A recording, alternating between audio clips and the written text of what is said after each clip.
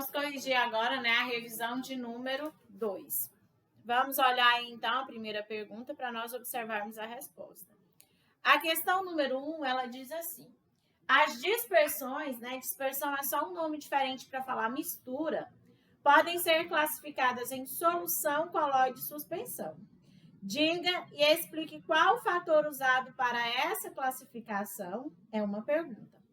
E faça um desenho para caracterizar cada uma dessas dispersões, escolhendo uma ou duas palavras para descrevê-las corretamente e dando o exemplo de cada. Então, aí nós temos várias coisas para fazer.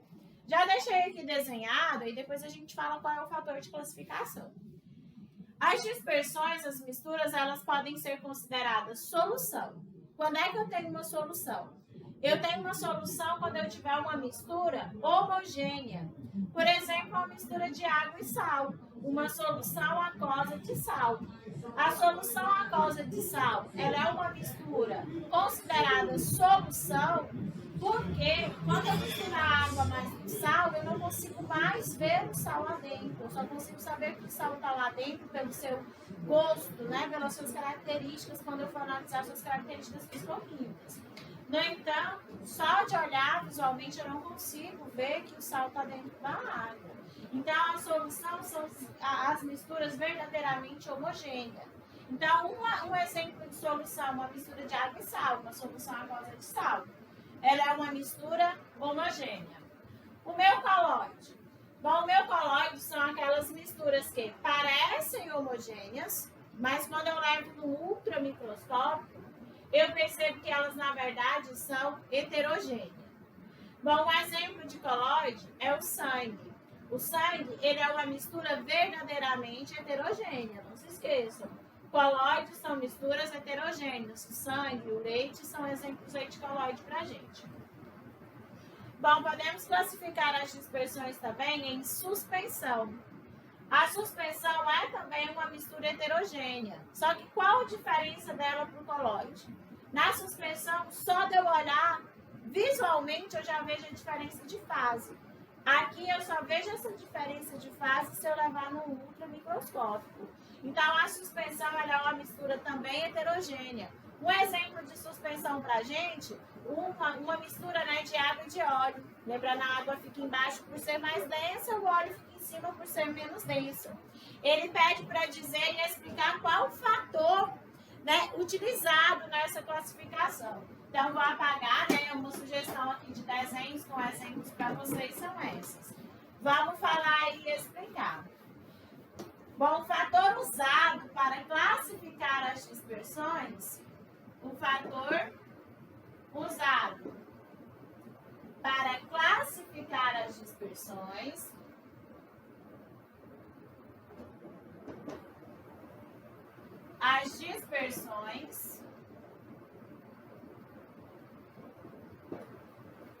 é o tamanho do disperso. É o tamanho daquilo que eu estou dissolvendo na minha mistura. Por exemplo, lá na minha solução aquosa de sal, o meu disperso é o sal, o meu soluto é o sal. Então, de acordo com o tamanho do disperso, nós podemos classificar em solução, colóide ou suspensão. E aí, eu vou desenhar uma reta aqui. E aí, nessa reta, a gente vai pôr assim, a marca de 1 nanômetro e a marca de 100 nanômetros. Valores atrás de 1 nanômetro, ou seja, valores menores de 1 nanômetro, quando eu pegar o disperso, medir esse disperso e ele tiver um valor menor que 1 nanômetro, nós vamos dizer que nós temos uma solução. É aquela mistura homogênea. Nem o microscópio vai conseguir ver esse disperso lá dentro. Quando eu medir o meu disperso, ele tiver o tamanho entre 1 e 100 nanômetros, nós vamos ter um colóide.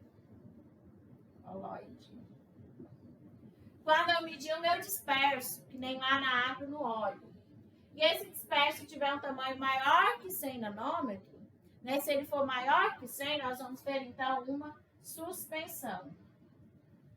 Então, tá aí, né, a sua resposta da 1. Nós fizemos o desenho, nós demos um exemplo e nós usamos uma palavra para caracterizar cada uma delas. E aqui nós dizemos qual foi o fator usado para classificar em solução, colóide e suspensão. Qual é o fator usado? O tamanho do disperso, o tamanho daquilo que eu estou dissolvendo. Se ele for menor que 1 nanômetro, solução. Se ele for maior que 100 nanômetros, suspensão. Se ele tiver nesse intervalo aí, ele vai ser um colóide. Vamos então aí, confira aí as suas respostas, vê se está batendo, veja quais são as alterações que você precisa fazer. Vamos aí para a questão de número 2. A questão de número 2, né, ela caiu na V2 de vocês aí. A número 2 é a número 3, a número 4. Ela caiu na última V2 de vocês, né? A número 2 diz assim: considere 2 latas do mesmo refrigerante. Uma na versão diet e outra na versão comum, normal, com açúcar. Ambas contêm o mesmo volume de líquido, 300 ml. Vou anotar essa informação aqui. Volume de líquido, 300 ml. E tem a mesma massa quando vazias. A versão comum contém certa quantidade de açúcar, enquanto a versão diet não contém açúcar. Então, olha, a gente tem um refrigerante comum com açúcar e um diet sem açúcar, né? Ele diz que esse diet tem apenas uma massa desprezível de um determinado adoçante. Pesando-se as 2 latas fechadas do refrigerante, foram obtidos os seguintes resultados. Lata com refrigerante comum, ela pesa 330,2 gramas. Refrigerante comum tem açúcar. Então, a latinha fechada com tudo que está lá dentro, inclusive com açúcar, pesa 330,2 gramas. Já a lata com refrigerante diet pesa 315,2 gramas. Esse é do refrigerante diet.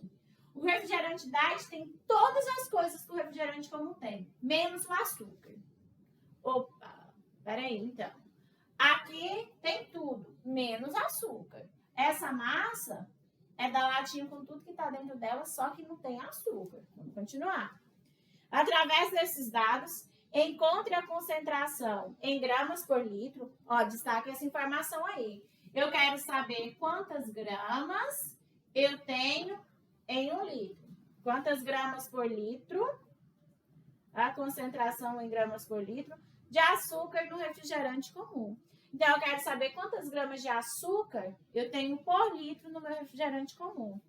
Ele disse que o meu refrigerante comum tem um volume total de 300 ml. Qual a massa de açúcar no refrigerante comum? Ah, professora, 330,2. Não. 330,2 é a massa do refrigerante fechado, dele todo. Açúcar é só... Bom, qual a diferença do refrigerante diet para o refrigerante comum? O açúcar. Se nós fizermos a diferença entre a massa do refrigerante que tem açúcar e a massa do refrigerante que não contém açúcar, nós vamos achar aí a quantidade exata de açúcar no refrigerante comum. Bom, 330 menos 315, 15 gramas. Então, eu tenho 15 gramas de açúcar no meu refrigerante comum para 300 ml. Eu quero saber quantas gramas para 1 litro. Então, eu tenho assim, ó. Vamos multiplicar cruzado. X vezes 300, 300x. 15 vezes 1, 15. Este aqui está multiplicando, passa para o outro lado dividindo. X vai ser igual a 15 dividido por 300. Ai, professora, você esqueceu do detalhe. Esqueci mesmo, olha. Litro e ml são a mesma coisa? Não. Primeiro a gente tem que transformar, né? 1 litro são 1000 ml. 15 vezes 1000, 15.000. 15 vezes 1000, 15.000. Bom, agora vamos só terminar de resolver. 0 com 0 a gente corta. 150 dividido por 3 deu 50. Concentração comum do açúcar nesse refrigerante, 50 gramas por litro. Então, essa é a resposta da sua número 2, que inclusive, né, ela caiu na sua AV2. Confere aí se você acertou e se você não tiver acertado, né, faça as continhas corretamente para que você consiga acertar a sua resposta.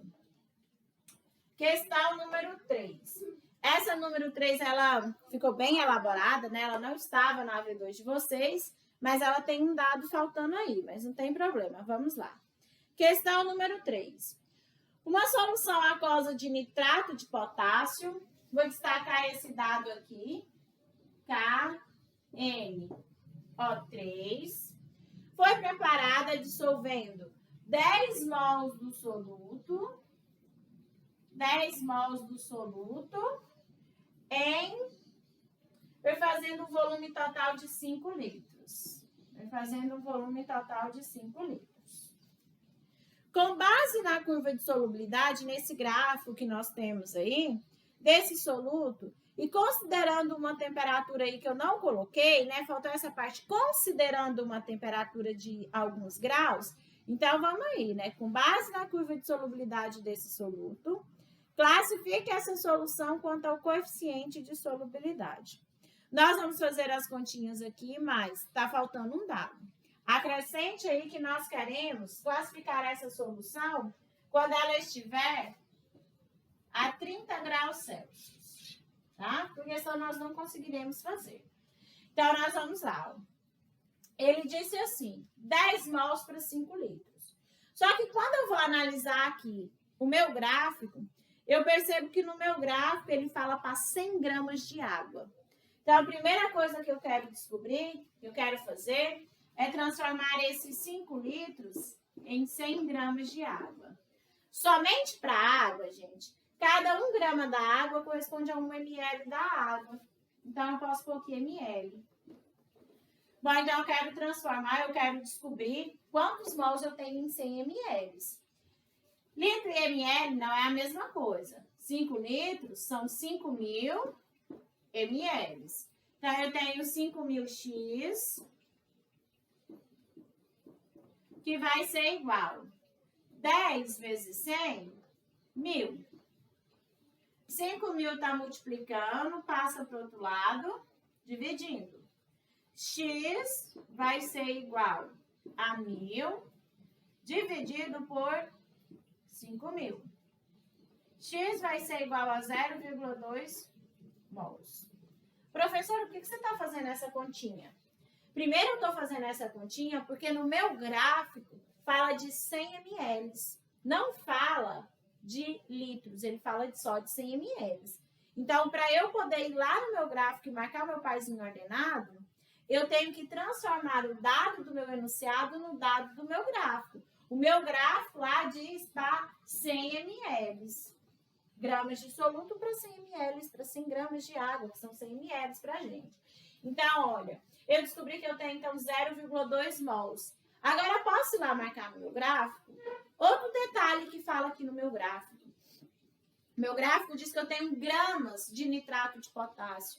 Então, a próxima coisa que eu tenho que transformar é fazer esse 0,2 mols virar gramas.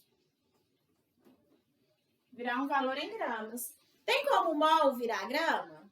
Tem, professora. Como que mol vira gramas? Cálculo das letrinhas. Então, a gente vai fazer o cálculo das letrinhas do nitrato de potássio. O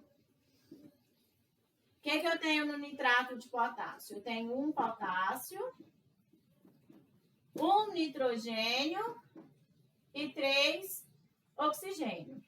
O potássio tem, né, vale 39, o nitrogênio 14 e o oxigênio 16. Separei as letrinhas, substituí as letrinhas pelo seu valor. Vou resolver agora. 39 mais 14 mais 3 vezes 16, 48. Somando tudo, né? Vamos conferir aqui pra gente. Somando tudo isso aí, deu um valor de 101. 101 gramas, que é o valor final dessa continha aqui, ela me dá o valor de 1 mol. Aqui eu quero transformar 0,2 mol em gramas. Então, multiplicando cruzado, x, que vai ser igual a 101 vezes 0,2. 101 vezes 0,2 deu 20,2 gramas. Então, olha, agora sim eu posso olhar no meu gráfico. Por que agora sim eu posso olhar no meu gráfico? Agora eu posso olhar no meu gráfico porque eu já transformei esse volume para o volume do meu gráfico. Eu já transformei esse mol para gramas do meu gráfico. Então, agora sim, eu tenho que olhar lá no meu gráfico o par ordenado. 20,2 gramas e 30 graus Celsius, né? Vamos colocar aqui bonitinho, então. Nós achamos o nosso resultado final 20,2 gramas, vamos olhar lá no nosso gráfico. Então, você vai traçar no seu gráfico o valor para X de... X é a temperatura, né, gente? Perdão, de 30 graus Celsius. Você vai traçar o valorzinho lá para o seu Y de 20,2 gramas, que é esse valor aqui. Então, olha, lá na sua curva de solubilidade, né, nós temos um gráfico, vamos fazer ele aqui mais ou menos, né, bonitinho. Nesse gráfico, nós temos um tracejado que começa mais ou menos no 20 e vai. Nós vamos marcar aqui, olha, ele começa exatamente no 20, né? Nas 20 gramas do meu soluto. Então, eu vou marcar 20, mais ou menos 20 gramas do meu soluto e fazer esse tracejado. Ficou faltando para vocês aí o valor, a informação temperatura. Mas mesmo que eu não tivesse dado a temperatura, a maior parte do tempo, isso aqui está formando para mim uma solução que está abaixo da curva de solubilidade, ou seja, uma solução insaturada. Então, quando você vir aqui marcar a temperatura 30, nós vamos ter esse pontinho aqui, esse par ordenado. Esse pontinho aqui, ele se encontra abaixo da curva de solubilidade, formando para mim uma solução insaturada. Solução insaturada porque a quantidade de soluto está inferior à especificada. Ó, o meu pontinho está inferior à curva de solubilidade. Então, a resposta da sua número 3 é uma solução insaturada. Mas vocês tinham que ter feito todas aquelas continhas que nós fizemos aqui agora, né? Para achar essa resposta. Para deixar os dados do enunciado de acordo com os dados do meu gráfico. Vamos aí à questão de número 4. A questão de número 4 também, ela caiu na V2 de vocês, né? Vocês fizeram ela na V2. Uma solução aquosa de fosfato de magnésio, vamos colocar aqui.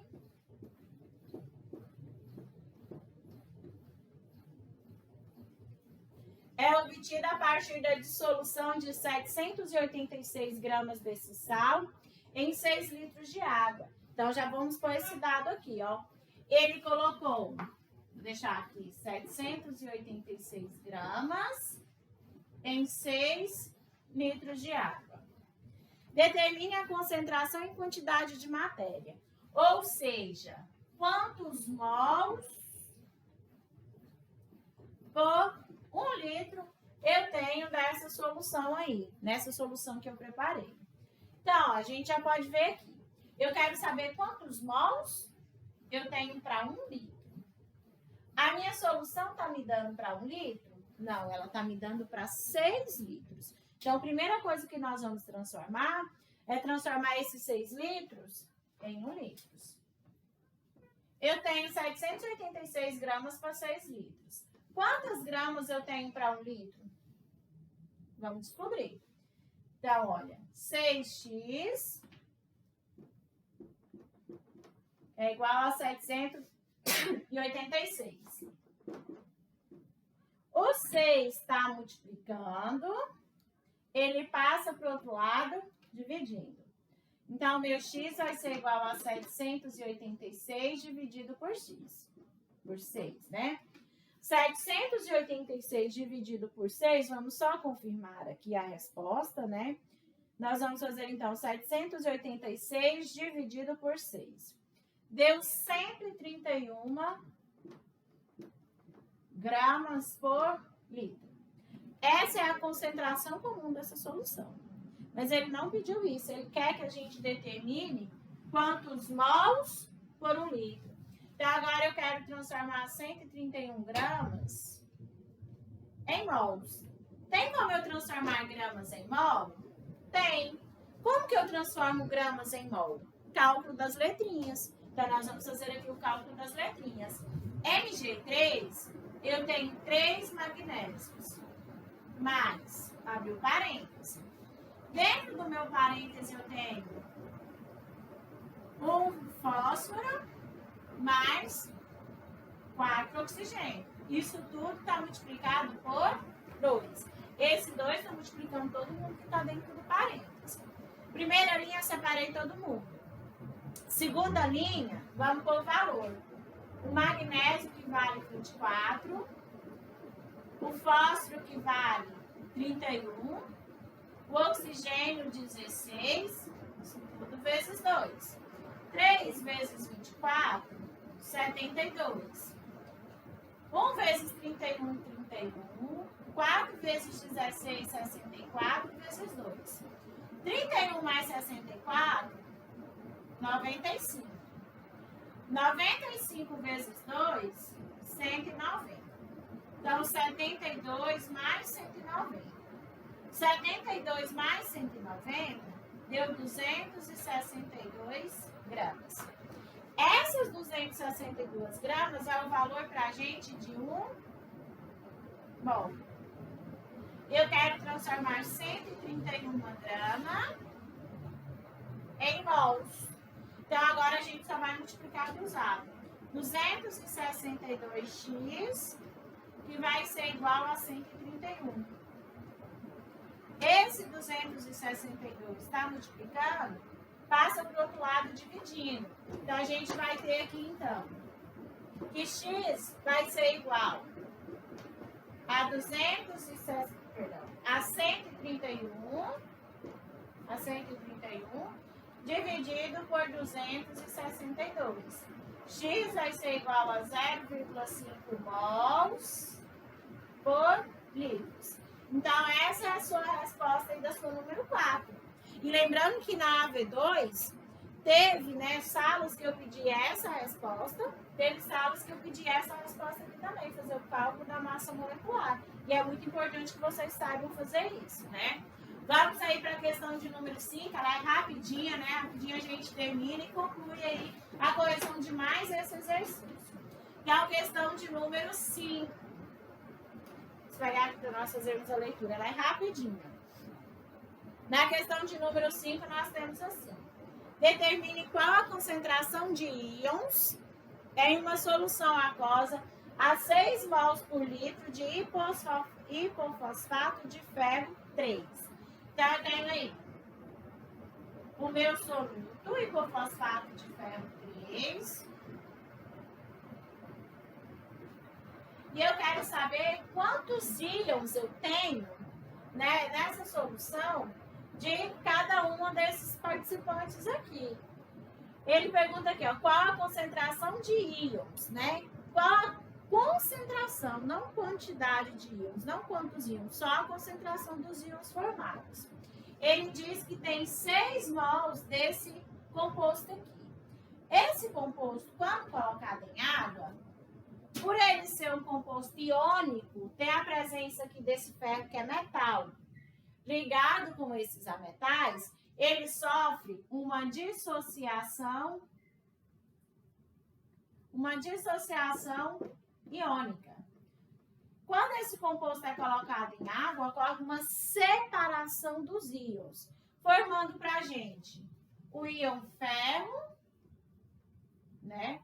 Só que quantos íons ferro vão se formar? F é 4, ferro 4, então vai formar para mim 4 mols de ferro. Bom, qual o número que eu tenho aqui junto com esse participante aqui? Nenhum. Então, se eu não tenho nenhum, vai formar, o que representa quando não aparece nenhum número para a gente, aqui é 1. Vai formar, então, 1 mol de P2O6. Bom, de acordo com a minha reação química, isso aqui veio do enunciado.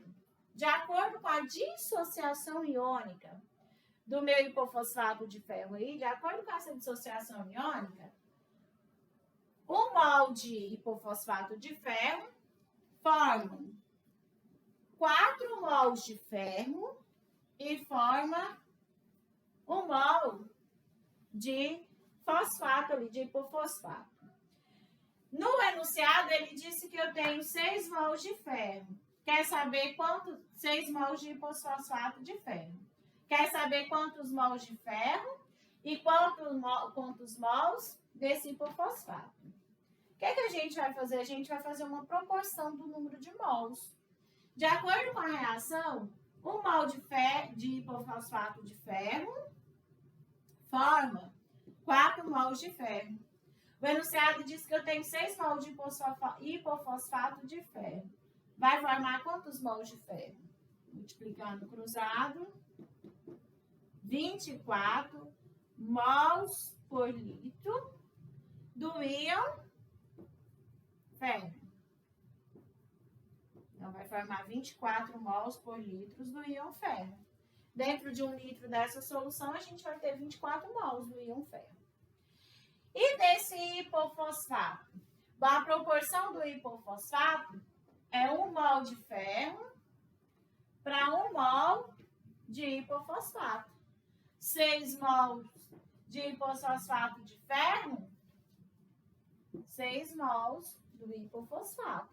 Então, nós vamos ter aí a formação também de 6 mols por litro desse hipofosfato, desse íon hipofosfato. Então, nós temos aí as duas respostas dessa número 5. Confiram as respostas de vocês, eu espero que vocês tenham acertado, né? Tchau, tchau.